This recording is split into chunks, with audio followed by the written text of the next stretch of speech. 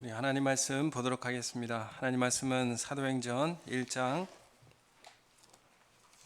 15절에서 2장 4절까지 말씀입니다. 사도행전 1장 15절에서 2장 4절까지 말씀을 우리 한 절씩 교독함으로 읽도록 하겠습니다.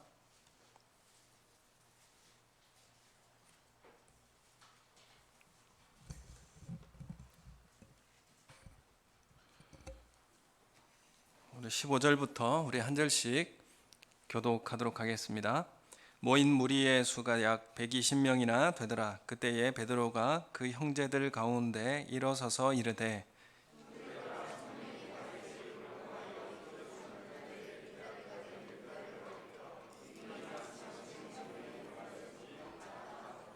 이 사람은 본래 우리 수 가운데 참여하여 이 직무의 한 부분을 맡았던 자라.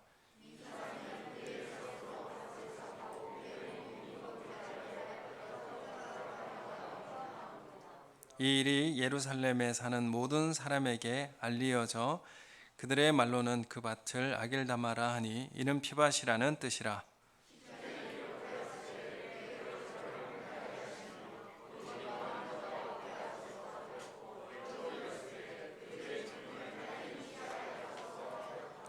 이러함으로 요한의 세례로부터 우리 가운데에서 올려져 가신 날까지 주 예수께서 우리 가운데 출입하실 때에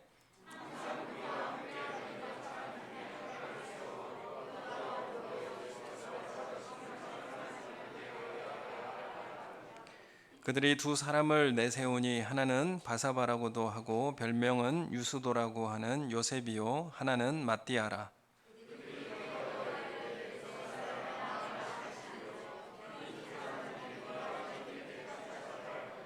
봉사와 및 사도의 직무를 대신할 자인지를 보이시옵소서. 유다는 이 직무를 버리고 제 곳으로 갔나이다 하고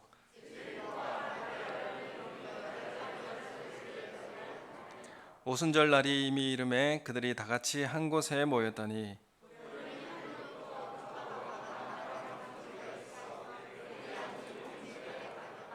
마치 불의 혀처럼 갈라지는 것들이 그들에게 보여 각 사람 위에 하나씩 임하여 있더니 그들이 다 성령의 충만함을 받고 성령이 말하게 하심을 따라 다른 언어들로 말하기를 시작하니라. 아멘. 반갑습니다. 앞뒤 좌우에 계신 분 바라보시면서 사랑합니다, 축복합니다, 우리 인사하였으면 좋겠습니다. 우리 가정에서도 예배 드리시는 분들 사랑하고 또 축복하고 하나님의 은혜가 함께하기를 소원합니다. 이번 주 들어서 이 교회마다 코로나가 더 심각해지고 있고 또 소그룹 모임에서도 확진자가 좀 많이 나온다니까 참 어떤 면으로 위축되는 부분도 많이 있고 또 이게 좀 오래 갈 것 같다는 생각도 있습니다.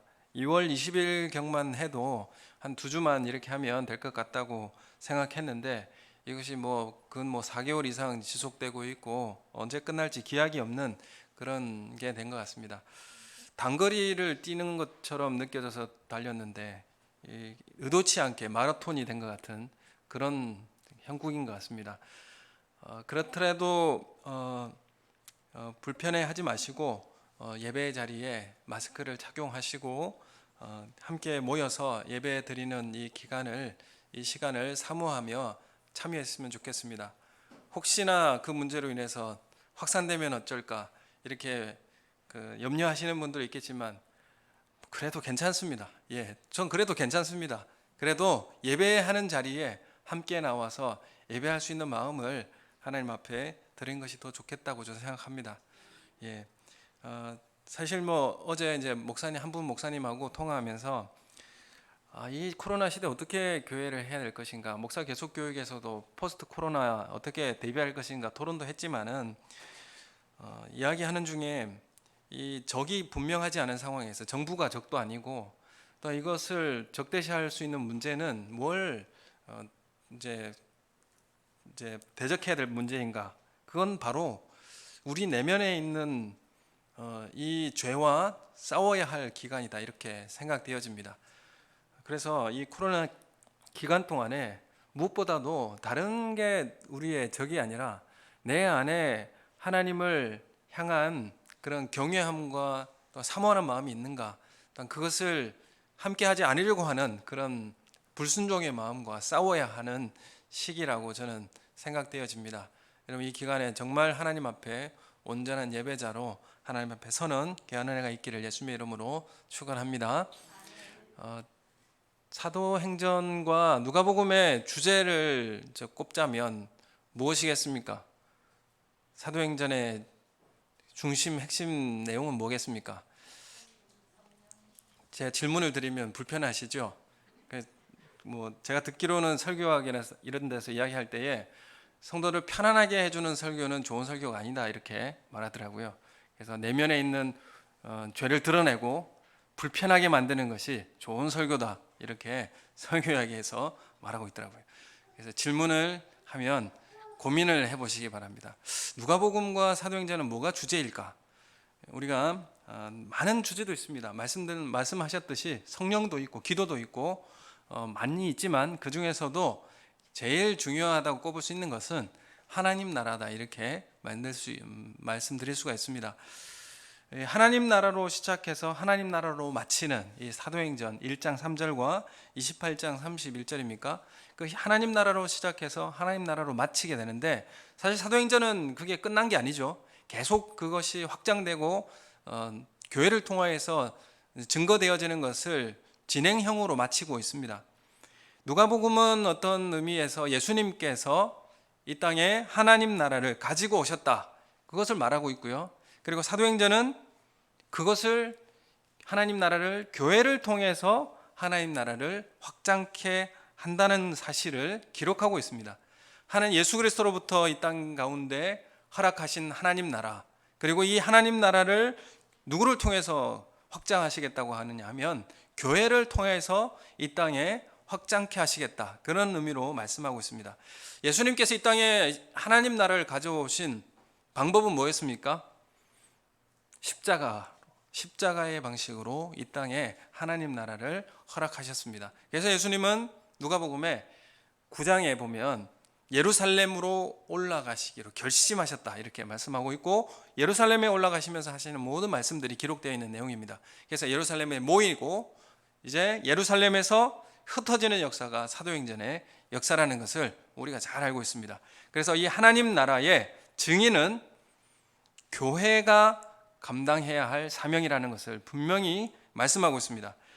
교회 외에 이 하나님 나라의 확장에 있어서 다른 기관에 맡겨준 일이 없습니다. 교회를 통하여서만이 이 하나님 나라가 온 열방에 확장케 되도록 하나님께서는 허락하신 것입니다. 여기에 교회의 가치와 존재의 의미가 있는 것이죠. 교회 외에 하나님의 자녀가 되고 영생 없는 그런 기관으로 허락하신 것이 없습니다. 그래서 교회라고 하는 것은 하나님의 생명, 하나님의 자녀가 되는 통로가 되어서 주님의 도구로 사용되게 되는 것이죠. 그래서 우리 주제도 이번 연도 표어도 뭡니까? 확장하는 교회지 않습니까? 그래서 우리 교회가 실제로 확장하는 교회, 하나님 나라의 사명을 받아서 교회의 사명을 감당하기 위해서는 어떻게 해야 될 것인가? 그것이 바로 사도행전에 기록되어져 있는 내용입니다. 앞전에 말씀드렸듯이 교회는 모여야 됩니다. 잘 모여야 돼요. 그리고 교회는 또한 흩어져야 됩니다. 흩어질 수 있어야 돼요. 모이면 기도하고 흩어지면 전도합시다. 이 구호가 있지 않습니까? 그래서 교회의 모습은 모이고 그리고 흩어지기를 잘해야 되는 것이 바로 교회의 사명이다. 이렇게 말씀드릴 수 있습니다. 그 사도행전은 교회가 탄생한 그런 일들을 기록하고 있는데, 교회가 어떻게 탄생했는가? 그것은 기도와 성령 충만을 통하여서 그리고 그 부족한 부분을 채우는 내용으로 시작하게 되었습니다. 오늘 왜 15절부터 1장 15절부터 2장까지 걸쳐서 이렇게 말씀드리고 있느냐 하면 120명의 성도들이 기도하는 중에 뜬금없이 베드로가 일어나서 가룟 유다 사건을 끄집어냅니다. 그러면서 베드로는 기도하는 가운데 시편 말씀을 인용하면서 가룟 유다의 이름을 거론합니다. 이 기도하는 중에 이 베드로가 가룟 유다의 이야기를 그 모인 사람들에게 한다는 것은 제자들의 이 과거의 상처를 드러내는 것과 같았습니다. 가룟 유다의 이야기는 다 알았지만은 말하고 싶지 않는 그런 이야기였고, 또한 그들 가운데는 또한 상처였죠. 동료의 배신이었고, 또한 교회 공동체에는 사실 이 가룟 유다의 이름을 거론하기가 그렇게 불편했을지도 모르겠습니다. 그로 인해서 이 가룟 유다로 인해서 예수님의 고통과 고난 그리고 죽음이 왔기 때문에 그렇습니다. 그런데 이 교회의 사명, 땅끝까지 이르러 사명을 받들고 교회의 사명을 감당하기 위해서는 기도 중에 성령 하나님은 그들에게 이 가룟 유다의 사건을 해결하라고 말씀하시는 거예요. 베드로를 통해서 그 사명을 받들고 교회의 사명을 감당하기에 앞서서 무슨 문제를 해결하라고 하는 거였냐면 가룟 유다의 빈자리를 채우라고 말씀하고 계시는 것입니다. 그래서 기도하는 중에 베드로가 그걸 깨달은 거예요. 그래서 이 가룟 유다의 일을 해결하고 난 다음 2장으로 넘어가지 않습니까? 사도행전 2장으로 넘어가면 그때 약속하신 성령이 임하시는 것을 우리가 확인하게 됩니다. 그래서 성령이 오셔서 새로운 시대에 성령이 역동적으로 역사하시는 새로운 시대로 나아가게 되는데, 이렇게 나아가게 하기 위해서는 교회 공동체 안에 이 부족한 부분을 채워야만 했습니다. 12명의 제자를 채워야 했다는 것이죠. 그래서 이 마띠아를 제비뽑기로 세우게 되는데, 성경에는 이제 제비뽑기가 마지막으로 등장하는 것이 바로 이 장면입니다. 사실 이제 새 언약의 새 시대로 들어가기엔 딱 그 끝 지점이지 않습니까? 그 지점에서 제비뽑기를 하게 되는데, 사실은 마띠아가 사실 이번에만 거론이 되고 사실 뒤에 나타나지 않습니다. 그 나타나지 않는 사람은 굳이 뽑아야 되는가? 그렇게 말씀을 이제 하실 수도 있겠지만, 이 부분 중요한 문제이기 때문에 하나님께서 이 문제를 해결하고 성령의 시대, 성령의 교회 확장케 하는 그 사명의 시대로 넘어가라, 부흥의 시대를 준비하라, 이렇게 말씀을 하신 것입니다. 베드로가 시편의 내용을 선포하면서 유다의 배신 사건을 깨닫게 해줍니다. 20절 말씀해 보면 시편 69편과 시편 109편의 말씀을 인용하면서 베드로가 한 사람이 직무를 잃어버릴 것을 그렇게 예표하고, 그 하나님께는 예고했던 그런 사건이라는 것을 베드로를 통해서 선포하게 합니다. 그 사실 하나님께서는 이미 알고 기록해 놓은 사건인데, 그렇다고 숙명이라고 하여서, 이것이 운명이라고 하여서 가룟 유다가 그렇게 배반하는 범죄의 길을 갈 것인가? 그렇지는 않습니다. 예수님이 마태복음에 보면 가룟 유다를 끝까지 품어주고 기다려준 것을 우리가 확인하게 되죠. 같이 식사하면서도 예수님 뭐라고 하냐면, 너희 중에 한 사람이 나를 팔 것이다. 나와 함께 그릇에 손을 넣는 자가 나를 팔 것이다. 마지막에 나는 아니지요 라고 말한 그 유다에게 네가 말하였다라고 정확하게 지적해 주면서 가룟 유다가 회개의 기회를 가질 수 있도록, 나올 수 있도록 기회를 주었어요. 끝까지 기회를 주었습니다.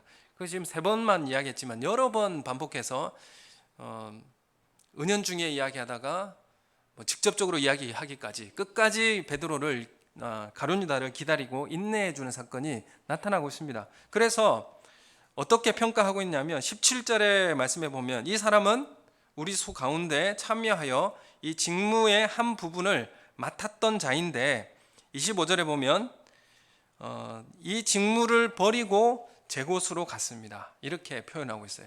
이 직무를 맡은 사람인데 그 직무를 버리고 자기 원하는 곳으로 갔습니다. 이 의미는 그가 스스로 결정해서 그 문제를, 그 직무를 포기한 것이다 라고 말씀하고 있는 것이죠. 그래서 이 12명 중에 한 사람이 탈락한 것을 주님께서는 이 문제를 채우고 교회의 시대로 들어가라, 이렇게 말씀을 하시는 것이죠. 12지파 12제자가 중요한 이유가 뭐겠습니까? 교회의 근간을 이루는, 하나님 나라의 근간을 이루는 그런 숫자예요. 그래서 14만 4천도 그런 의미지 않습니까? 구약의 12지파 그리고 신약의 12제자 곱하고 거기다 천을 곱해서 수많은 사람이라는 그런 의미의 천을 곱해서 14만 4천이 되지 않습니까? 그것은 하나님 나라의 수많은 하나님의 백성들을 예표하는 그런 숫자입니다. 그래서 14만 4천을 그 숫자를 거론한다는 것은 이 교회의 시대를 준비하기 위한 그런 12명을 완성해야 되는 것을 이 베드로가 깨닫고 이 일을 하게 하는 것이죠. 그래서 이 직무를 제가 그 한 사람이 자기의 뜻대로 버리고 간 그 자리를 채울 수 있도록 하게 되는 것입니다.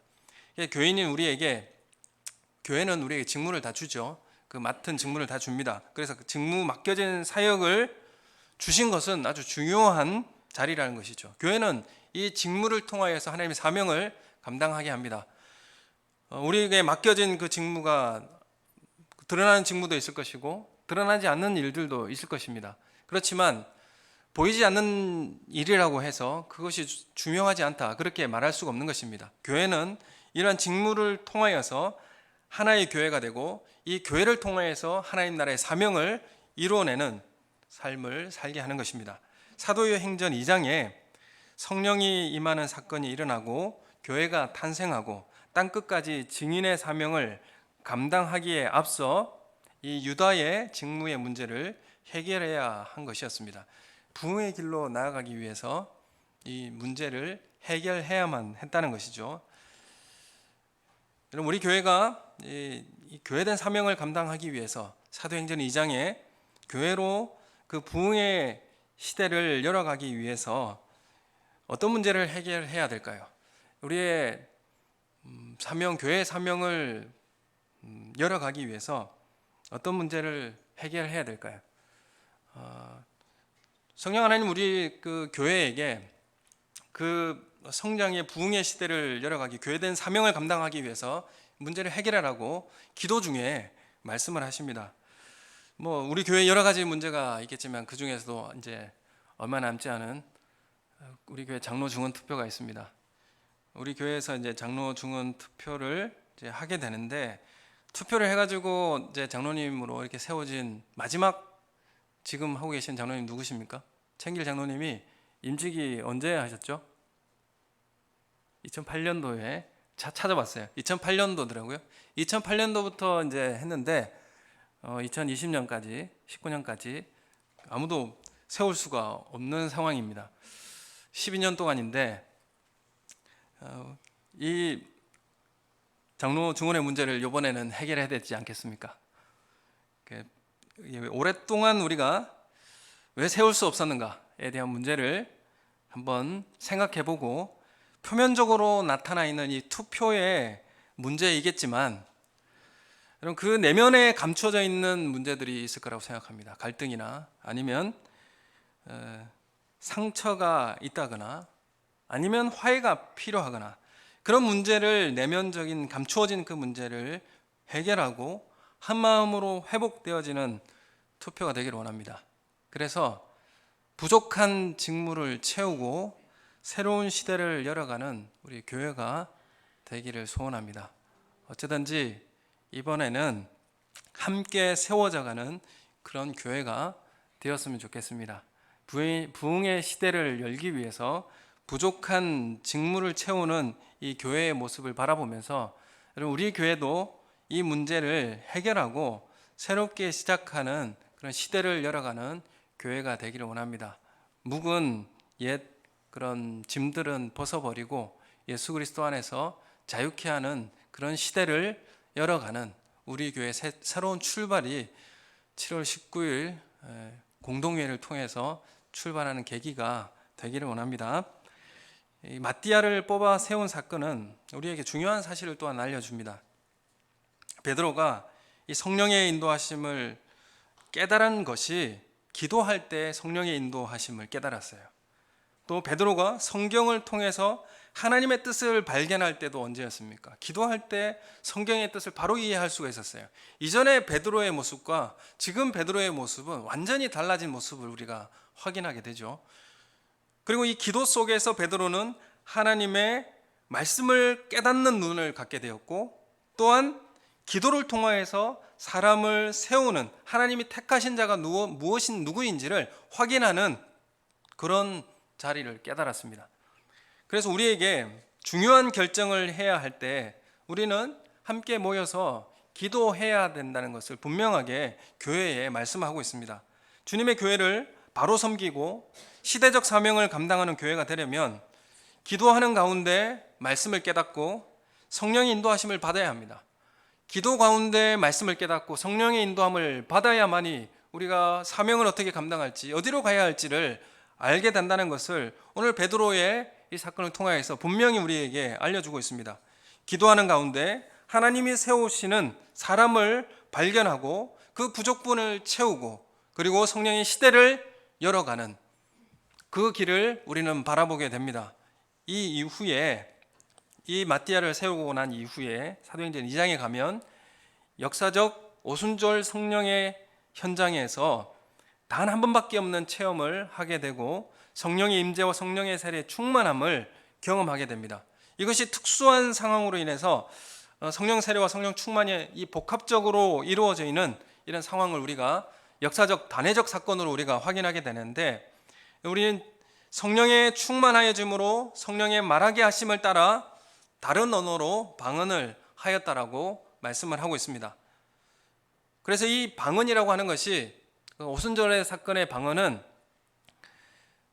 하늘의 언어라고 하는 그런 방언이 아니라 각 지역의 언어로 듣게 되었다, 이렇게 말씀을 하고 있습니다. 그래서 성령에 말하는 사람들은 다른 나라의 언어로 말하고 듣는 사람들은 그 사람의 지역의 나라의 언어로 들려졌다라는 것을 말씀을 하고 있습니다.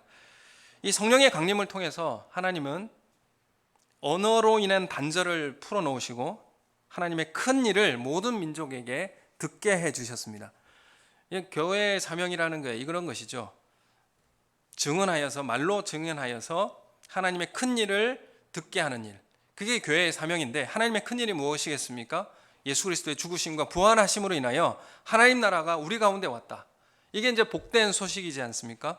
이 일을 다양한 언어를 하여 그들에게 듣게 하신 사건이 바로 오순절의 사건이었습니다. 왜 우리의 언어가 이렇게 많이 나누어져 있습니까? 언어가 다 나누어져 있죠.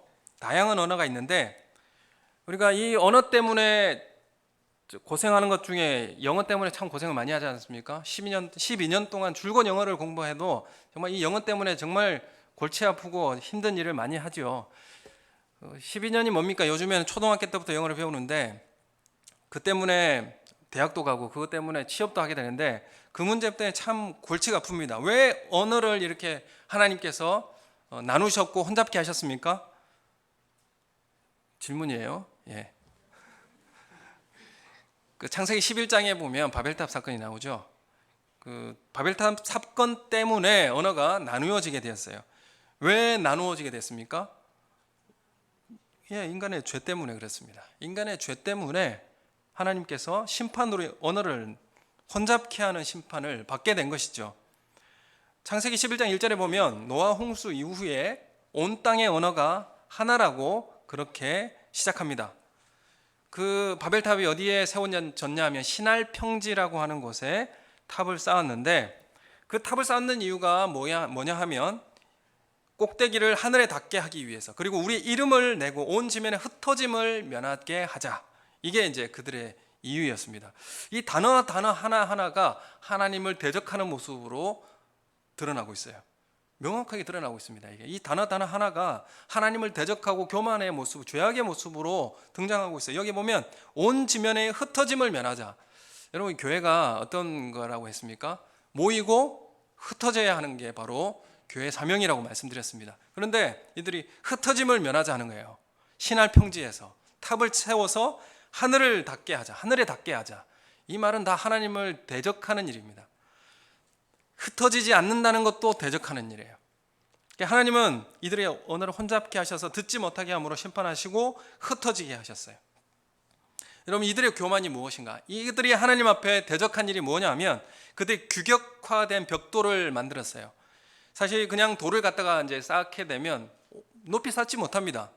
그래서 높이 쌓으려는 문제를 높이 쌓기 위해서는 뭐가 필요하냐면 규격화된 돌이 필요해요. 그래서 벽돌을 굽고 그것을 쌓게 되는 것이죠. 그리고 역청을 발랐습니다. 역청이라고 하는 것이 시멘트 역할을 해서 벽돌을 쌓을 때에 이렇게 벽돌이 이제 붙어 있게 만드는 것인데, 얼마나 이 기술이 놀랍냐면 피라밋을 보면 됩니다. 피라밋을 보면 이 빈틈이 없잖아요. 그 빈틈을 뭐로 채웠냐면 이 접착제로 채운 거예요. 근데 이 접착제가 얼마나 강력하냐면 지금까지 그것이 보존되고 튼튼하게 돌처럼 이렇게 보존되고 있다는 것이죠. 시멘트가 100년 이상 갑니까? 지금 문화와 기술력으로도 따라갈 수 없는 그런 기술력이 있었다는 것을 좀 알 수가 있는 거죠. 그래서 이 집약된 이 바벨탑을 쌓으려면, 엄청난 이 공사를 하려면 뭐가 필요합니까? 노동력, 엄청난 노동력이 필요한데, 이 노동력을 가지려면 뭐가 필요하죠? 중앙 집권적인 강력한 힘이 필요해요. 강력한 힘이 필요하고, 그래서 이 수많은 노예와 노동자들을 가진 부를 가지고 있어야 됩니다. 그래야만 이 바벨탑을 쌓을 수 있어요. 뭐가 필요하죠? 경제력, 기술력, 엄청난 힘, 파워, 이런 것들을 가진 제국만이 이 바벨탑을 쌓을 수 있어요. 이것이 바로, 이런 것들을 통하여서 하늘을 닿게 하는 일을 한 것이 바로, 노력한 것이 바로 바벨탑 사건입니다. 신할 평지라고 할 때에 신할이라고 하는 이 어원의 뜻이 뭐냐면 하늘의 문이라는 그런 의미예요. 하늘의 문. 또 신의 문, 그런 의미가 있어요. 하늘에 닿게 하는 문, 그런 의미가 있는데, 이것은 어떤 의미냐면 하나님처럼 되겠다고 하는 그런 의미가 담겨 있는 내용입니다. 신할이나 바벨이나 똑같은 단어고요.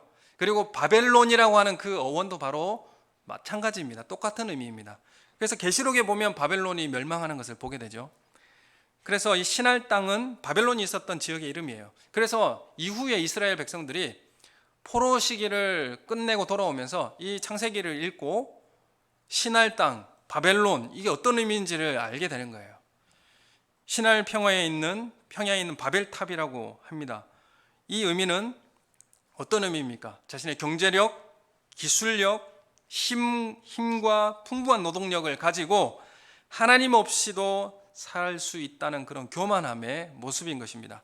이것이 창세기 선악과 사건과 마찬가지 죄예요. 이것이 내가 하나님처럼 되겠다고 하는, 하나님 없이도 살 수 있는, 내가 노력해서 힘으로 하나님처럼 되겠다고 하는 그런 교만한 모습이죠. 그래서 스스로 물로 멸망하는 것을 막고 기술 문명과 경제력, 그리고 자신의 노력으로 안정성을 추구하고 자기 중심적 제국주의를 추구하며 모이는 것이 바로 이 바벨탑 사건입니다. 여러분, 이것이 우리 가운데 없습니까? 이러한 모습이 우리 가운데 없습니까? 여러분, 이것이 우리 가운데도 남아있는 죄악의 모습입니다. 바벨론이라고 하는 신할 땅에서 정착해 사는 도시 국가인 그곳에서 하나님은 아브라함을 불러서 가나안 땅의 유목민으로 하나님 부르세요. 그 도시 국가를 건설해 가지고 그 기술력과 문명을 통하여서 하나님처럼 되겠다고 하는 그런 모든 삶을 빠져나와서 하나님을 의지하고 유목하는 그런 사람으로 하나님 새롭게 민족을 세우시는 것이 바로 하나님 나라고 교회의 모습인 것입니다. 여러분, 이 흩어짐을 면하자, 이것은 창세기 3장에 보면 우리를 창조하시고 인간을 창조하시고 난 다음에 땅에 충만하라고 하십니다. 이것을 개역 한글에는 뭐라고 번역하냐면 편만하라고 말씀을 하시죠. 이 명령은 흩어져라, 이렇게, 그래, 흩어져서 하나님 나라의 사명을 감당하라, 그런 의미가 담겨져 있는 것입니다. 흩어지지 않으면 정면 도전하는 것이죠. 하나님의 말씀에 위반하는 것이죠.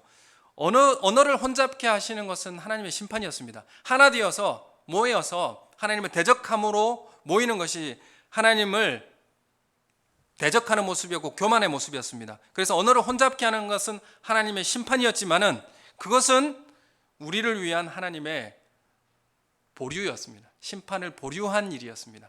그래서 보존하고 기회를 주시는 일이 바로 언어를 혼잡케 하신 일이었습니다. 그래서 우리가 영어 공부하는 것도, 이렇게 열심히 일하게 하는 것도, 수고하며 땀을 흘리고 일하는 것도 우리가 심판을 유보하는 하나님의 은혜의 자리라는 것을 우리가 깨닫게 되는 것입니다. 그래서 우리가 열심히 땀 흘려서 일하는 것, 그리고 이 언어의 혼잡 가운데 흩어지는 것, 이것도 하나님의 은혜라, 이렇게 말씀드릴 수 있는 것입니다. 여러분, 때가 되어서 하나님은 약속하신 성령을 보내시고 혼잡게 되었던 언어를 다시 듣게 하시는 은혜를 부어주셨어요. 2장 4절에 보면 성령의 충만함을 받고 성령이 말하게 하심을 따라 다른 언어들로 말하게 하였다라고 말씀하고 있습니다. 그들의 말이 어떤 말이었냐면 11절에 10절, 11절, 9절, 10절, 11절에 보면 2장 9절, 10절, 11절에 보면 어디서 모여든 사람들이 있었는지를 다 소개하고 있습니다. 11절에 보면 그레데인과 아라비아인들이라 우리가 다 우리의 언어로 하나님의 큰 일을 알아들었다는 것이죠.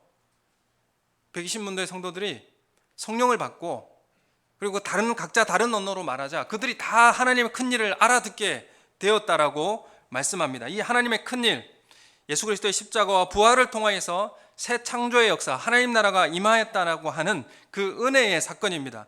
그것을 모든 민족들이 흩어졌던 사람들이 다 듣게 되었다는 것이죠. 그것이 바로 오순절 성령의 사건이고 그 사명을 교회에게 허락하셨다는 것입니다. 이 언어를 성령의 은사로 주어주시는 이 하늘의 언어라고 하는 우리 방언이 아니라 흩어진 유대인들이 들을 수 있는 다른 나라의 언어였다라고 말하고 있습니다. 그래서 언어가 각 지역의 언어로 다양하게 말하였고 다양한 지역에서 사람들이 그들의 언어로 듣게 되어서 하나 되는 역사가 이루어졌습니다. 여러분, 우리 교회가 흩어지는 이유는 각자의 다른 말을 각 지역에서 흩어진 그곳에서 말함으로 그들이 하나님의 큰 일을 듣는 일을 하는 거예요. 이게 교회의 사명입니다. 하나님께서 성령 하나님의 역사로 임하여 주셔서 그들에게 각자 다른 언어로 말하게 한 이유는 각자 흩어진 그 지역에서 다른 말을 함으로 그들이 그 지역에서 하나님의 나라의 큰 일을 듣게 하는 일에 흩어지는 역사를 하나님께서 교회에게 허락하신다는 것입니다. 여러분, 그래서 우리가 각자의 자리에서 각자의 지역의 언어로 우리가 하나님 나라의 큰 일을 맡은 사명을 우리가 받았다는 것을 말하고 있습니다. 우리가 다양한 지역의 사람들이 그들의 언어로 듣게 되어 하나 되는 역사가 이루어지는 것이 바로 하나님 나라의 역사입니다. 2장 2절에 보면 이 역사는 어디서부터 시작되었냐면 호련히 하늘로부터 급한 바람이 일어났다. 이렇게 출발점을 하늘로부터라고 이야기하고 있습니다. 이런 바벨탑 사건은 땅에서부터 하늘에 닿게 하자였습니다. 땅에서부터 하늘에 닿게 하자. 이것이 불순종과 교만의 모습이죠. 내가 가지고 있는 문명과 또한 기술과 힘과 경제력과 이런 것들을 가지고 하늘에 닿자. 이것은 하나님 원하시는 방법이 아니라는 것이죠. 이 성령을 받은 사건은 하늘로부터 주어지는 하나님의 은혜입니다. 출발점이 하늘로부터예요. 여러분, 이 하늘로부터 주어지는 은혜가 왜 중요한가? 창세기 28장에 보면 야곱의 사건을 우리가 잘 알고 있습니다. 야곱이 하란으로 가다가 광야에서 돌베개를 베고 자요. 인간의 노력이 다 실패하고 그 두려움과 초조함으로 그리고 미래의 불확실함으로 홀로 되었을 때에 이 밤에 자다가 야생 짐승이 물어뜯어서 죽을 수도 있는 상황에 강도와 또한 도적대로 인하여서 상해를 입을 수 있는 이런 상황에 불확실한 미래와 두려움으로 있을 때에 어떤 일이 일어났습니까? 그 밤에 하늘에서부터 사다리가 내려오죠. 그래서 땅으로 이어지게 되고 하늘과 땅이 연결이 돼요. 그래서 하나님의 사자가 오르락 내리락 하게 됩니다. 그곳이 베델이 되었고 하나님께서 그 자리에 약속을 해주세요. 하늘에서 음성이 들리는데 네가 어디를 가든지 지켜주겠고 이 땅으로 다시 돌아오게 할 것이고 이것이 다 이루기까지 너를 떠나지 않겠다라고 약속을 해주세요. 그래서 야곱이 28장 10절에 이렇게 고백합니다. 여기가 하나님의 집이요 여기가 하늘의 문이로다. 이렇게 고백해요. 하늘의 문이로다. 여러분, 신할이라고 하는 바벨탑이라고 하는 것이 하늘의 문의 그런 의미였어요. 그렇지만 진짜 하늘의 문은 어디였어요? 하늘로부터 주어지는 하나님의 음성을 듣고 은혜가 부어질 때 그때가 여기가 하늘의 문이로다. 이렇게 선언하고 있어요. 성령의 역사, 임재의 역사가 어떻게 일어났습니까? 하늘로부터 주어지는 은혜였습니다. 여러분, 이 땅에서부터 하늘로 가는 게 아니라 하늘로부터 부어주시는 하나님의 은혜를 덧입어야지만이 교회는 교회 사명을 감당할 수 있어요.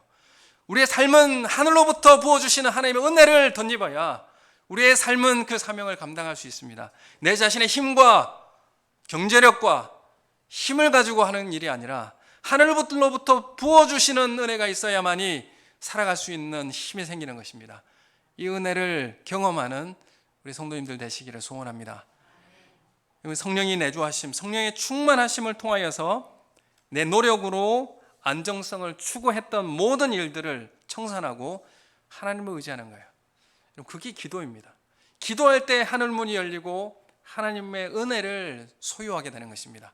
기도의 방법 외에는 우리에게 허락한 일이 없어요.